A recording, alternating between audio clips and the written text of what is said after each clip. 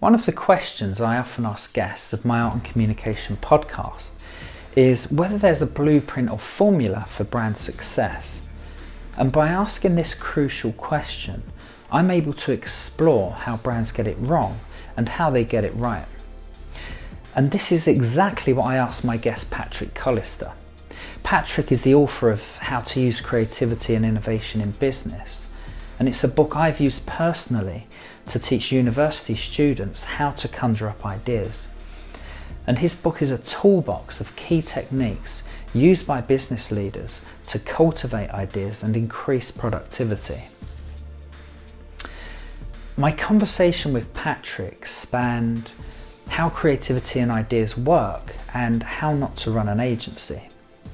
Patrick was previously the Executive Creative Director of Ogilvy and Mather and Head Creative Lead with Google's creative think tank, The Zoo.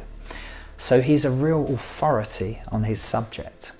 What I've found over time is that many branding gurus and experts will tell you that there is a formula to brand success, and usually that their version of the formula is the correct version. But often the authors of these formulas aren't necessarily someone that's built a brand from zero or helped a brand when it was struggling. In my Art and Communication podcast, I've made it my mission to engage with practitioners that have been on the front line and they've the battle scars to prove it. Practitioners like Patrick, who not only curates the Caples Awards, an international advertising and marketing communications awards that's managed by creative people and for creative people, but he's also created groundbreaking campaigns for some of the most exciting brands around.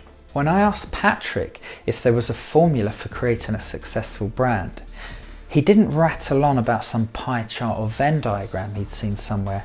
Instead, he talked me through something he'd created for the British multinational consumer goods company Unilever plc, something he calls the hierarchy of ideas. If you'd like to find out more about the hierarchy of ideas and listen to what else Patrick had to say in my interview, or if you're interested to know how creativity and communication works, or perhaps you'd like tips on how to improve your own branding, then sign up to my Art and Communication podcast.